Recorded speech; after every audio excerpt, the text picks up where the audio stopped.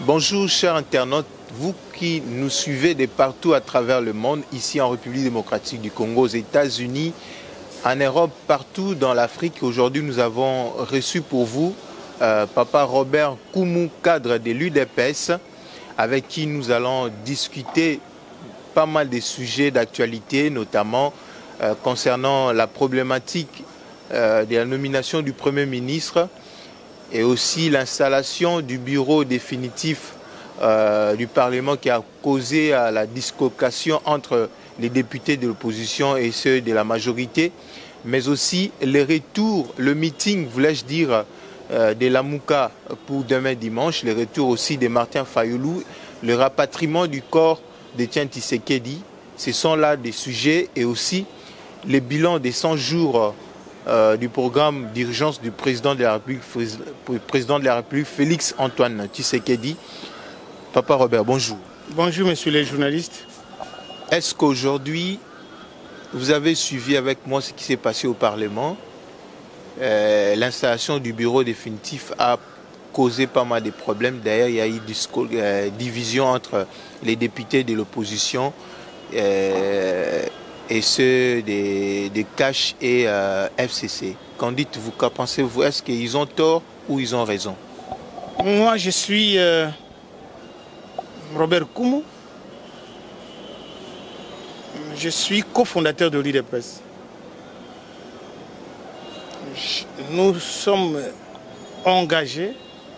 Nous avions lutté avec le père fondateur de l'UDPS pour l'instauration de la démocratie pluraliste. La démocratie, certes, est la loi de la majorité, mais la protection de la minorité. Si la majorité cesse de protéger la minorité, on recourt en arrière. On va à la case du départ. Ce qui s'est passé le 24 avril 2019, c'était un recul pour la démocratie. Le 24 avril 2019, le jour où Mobutu Jemisa dissolva le rôle dirigeant du MPR,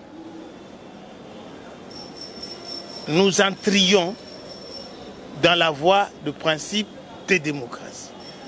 Mobutu avait proclamé la démocratie à 3, le pluralisme à 3, l'UDPS a demandé la démocratie intégrale. Ce qui veut dire qu'il fallait plusieurs opinions dans le pays pour faire jaillir les principes de la démocratie. Ce qui s'est passé ces jours-là, nos amis, bien que je sois de cette majorité, mais les actes qu'ils ont posés, ils ont fait entorse au principe de la lutte. Ils ont craché sur la lutte que les fondateurs ont sacrifié leur vie. Ils ont installé les conseils législatifs de triste mémoire de Mobutu. C'est pour cela j'en appelle au président de la République en tant que garant des institutions et garant de la nation, lui veiller de donner, de s'investir pour permettre à nos amis de la majorité de donner à l'opposition 2 postes pour permettre à l'opposition de jouer pleinement son rôle de contrôle de l'action gouvernementale. Si si le président ne s'investit pas ainsi, moi je pense que cette majorité que nous appartenons joue le jeu contre le président de la République. Car, mon cher Jamy, mon cher journaliste, le président de la République Félix Tshisekedi n'a pas d'amis. Ça, je le dis sincèrement. Qu'il soit d'IFCC, qu'il soit de la Mouka, tout le monde est contre lui, contre son succès, puisque tout le monde attend 2023. Et personne, ni les amis de la majorité, ni de la Mouka, ne permettront pas Félix Tshisekedi atteindre les objectifs, car tout le monde, les yeux sont rivés vers le 23, vers 2023. Alors, ils veulent son échec qu'en 2023, qui défendent un bilan négatif.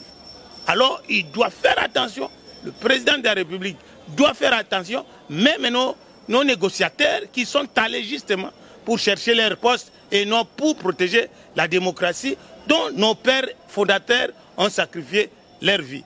Alors, tout ce qui s'est passé, l'installation du bureau du conseil législatif, moi, Robert Koumou, en tant que cofondateur du l'IDPS, et je sais aussi, c'est l'avis du président de la République, moi, je ne suis pas d'accord pour instaurer un bureau monolithique du conseil législatif de triste mémoire.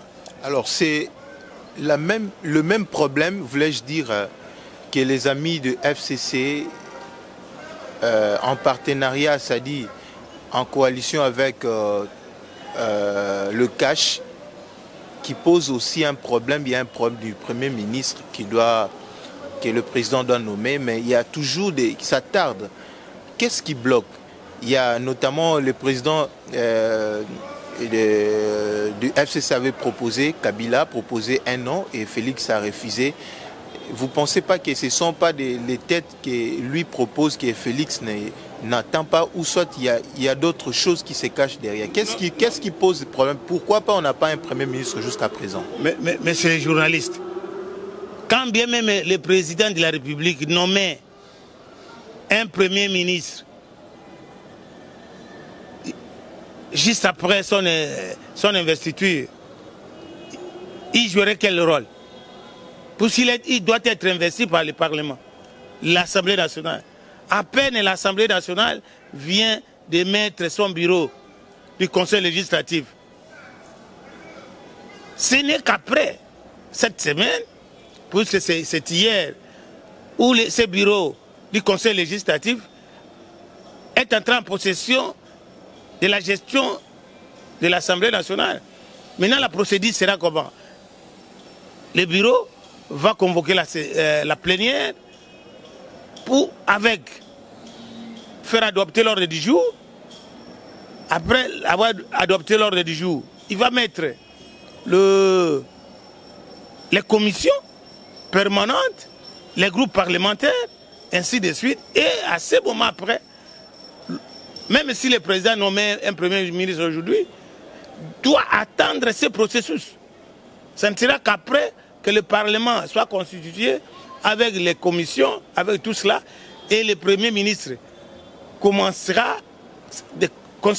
va consulter la classe politique pour investir son Premier ministre, son gouvernement. Je ne crois pas que le président était buté par une pression quelconque, puisque c'est sa main et sa signature qui doit nommer un Premier ministre. Quand bien même la Constitution, l'article 78 dit que le Premier ministre, le président de la République nomme le Premier ministre au sein de la majorité parlementaire. La majorité parlementaire étant connue, ça ne se pose pas de problème. La coalition cache et FCC, au sein de cette coalition, le président nommera qui il veut. Et selon vous, vous pensez quelle tête peut répondre à ce profil-là? Non, ça c'est l'indiscrétion du président de la République. Dans votre avis, selon vous, vous pouvez souhaiter... Bon, moi je vais souhaiter quoi? Puisque c'est l'indiscrétion du président de la République. C'est lui-même. Il n'y a personne qui peut lui proposer un nom. Et s'il ne le veut pas, il va nommer. C'est sa volonté. Kabila peut se déplacer, même avec tous ses généraux, à changer le président avec un nom. Si le président de la République dit « je ne signe pas celui-ci », il ne sera pas nommé. Puisque c'est sa volonté, c'est lui qui lui voudra, par rapport à ses critères internes, lui-même, il a défini ses critères, c'est celui-là qui sera nommé. Il n'y a pas des injonctions à faire au président. Il est chef de l'État, c'est lui qui gère le pays. Avec son premier ministre, bien entendu, puisqu'il doit nommer un premier ministre qui doit défendre son programme. Et il a défendu un programme au gouvernement pendant la campagne électorale. Et si c'est le premier ministre qu'on lui présenterait, qui ne connaît pas les 3 axes principaux de son programme qu'il a défendu lors de la campagne électorale, qui deviendra-t-il? On aura un premier ministre et un gouvernement atypique qui se contredirait à tout moment et ça ne servira à rien. Et le pays ira dans un gouffre. Le président de la République avait lancé un programme d'urgence en attendant que le gouvernement soit mis en place, un programme d'urgence de 100 jours. Quel est le bilan faites-vous aujourd'hui déjà, puisqu'on est presque à la fin de ces 100 jours? Oui, les 100 jours prendront fin quand? Nous avons, le président a été investi le 24 janvier. 24 janvier au 24 avril, c'est 90 jours. Il ne lui restera que 10 jours. C'est le 4 mai qu'il obtiendra 100 jours de gestion. Le bilan, il s'est assigné des objectifs. Si le plan politique, il a réussi 100%. Si le plan politique, dans son action, il a libéré les prisonniers politiques. Il a fermé tous les cachots de la répression. À côté de nous ici, Guantanamo.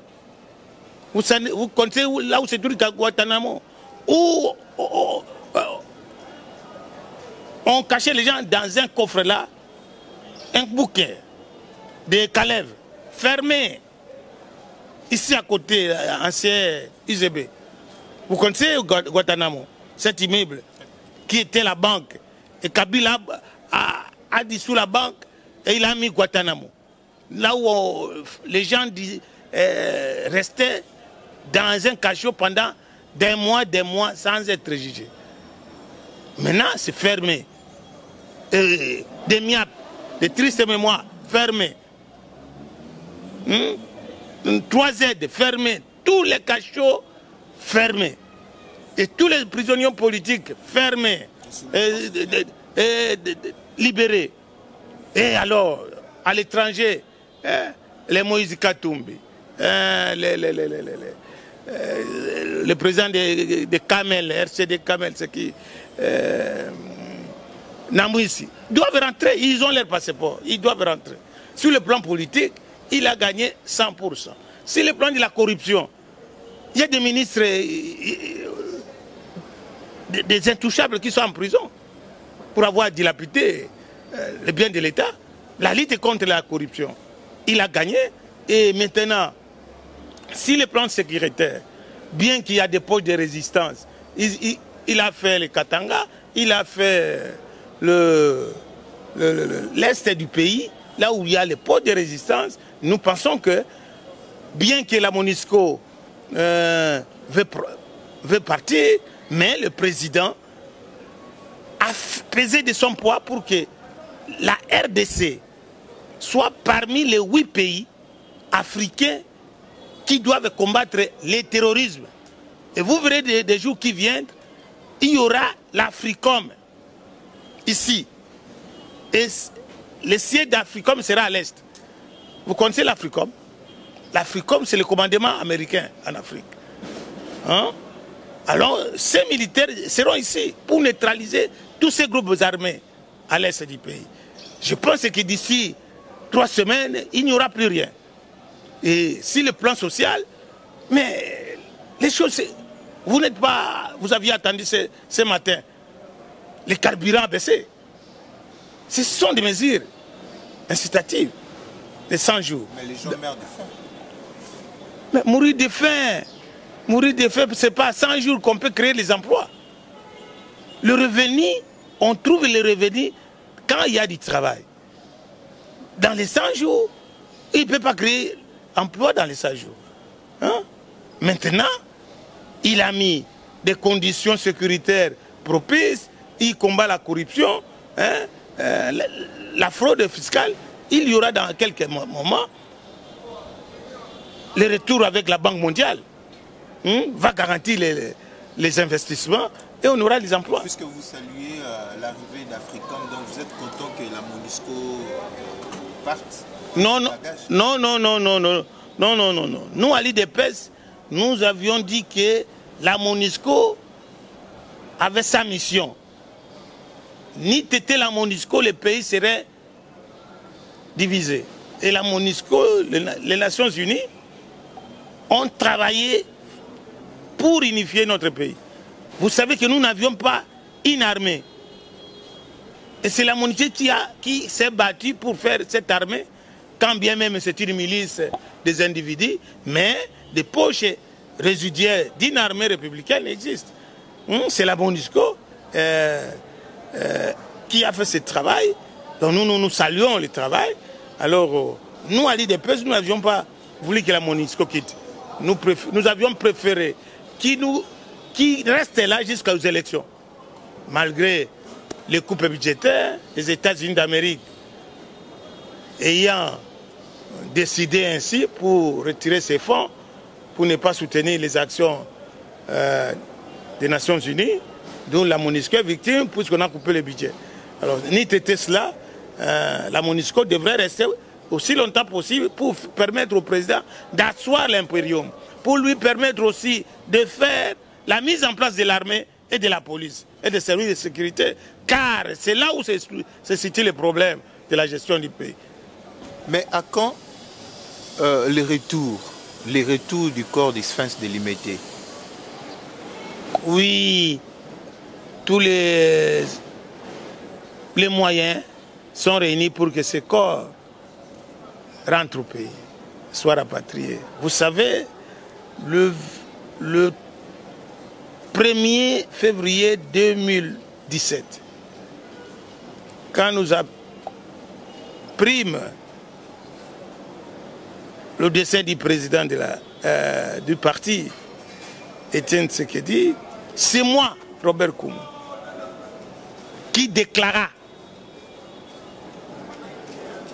le corps du président n'y rentrera que après avoir appliqué l'accord de Saint-Sylvestre. L'application de l'accord d'abord, l'enterrement du président ensuite. Et nous sommes contents que cette prophétie est allée au-delà de l'application de l'accord. Aujourd'hui, moi, Robert Koumou, je suis très content que le président de la République, Félix Tshisekedi Tshilombo, le fils du défunt, soit premier pour accueillir les corps de notre président. Les monuments de l'histoire de la démocratie, malgré les coups concoctés à ce conseil législatif pour enterrer une fois de plus le président 2 fois. Car le président, s'il était là, les coups de ce bureau ne pourraient pas passer. Et je sais, là où je félicite le président de la République, Félix Tshisekedi Tshilombo, sa sagesse du crapaud. Vous savez les crapauds? Vous savez comment marchent les crapauds? Les crapauds marchent lentement. Et si vous voulez le craser, il entre dans sa case. Il peut rester là 3 mois, 5 mois, sans bouger. Et vous croyez, il ne quittera là que s'il n'y a plus de bruit. Il continuera. Et vous avez cru que il est mort. Non, il va continuer son chemin. Voici la sagesse du crapaud. Là où je félicite le président de la République, il a cette sagesse. Il a cette sagesse et je sais l'empressement de la population qui veut que les choses changent vite. Non, la population ne comprend rien. Parce que le terrain miné, si le président va marcher de la va-vite. Il sera écrasé. C'est pour cela que le président est en train d'appliquer la sagesse du crapaud. Et les crapauds ne meurent pas. Et ces détracteurs sont jetés en pâture. Les crapauds ne meurent pas, dixit Robert Koumou. Mais un petit mot pour le meeting de la Mouka pour demain, avant de clôturer. Oh, la Mouka, c'est un non-événement. Moi, je ne peux pas parler des gens qui veulent exprimer leur droit d'expression. Et c'est ça le combat que nous avions mené. Et je n'ai cessé de dire que l'IDPS ne peut pas gérer le pays sans une opposition républicaine. C'est pour cela que j'insiste que le président de la République s'impose pour donner à cette opposition des pacotiers, cette opposition pantouflard, des postes au Parlement. Ils ne feront rien. Merci Robert Koumou. Nous sommes à la fin. Vous qui nous avez suivis de partout, c'était le vôtre, José Mouyaya, dans cette émission Qui dit vrai, Robert a dit vrai. Alors, on se retrouve très prochainement dans un autre numéro. Au revoir.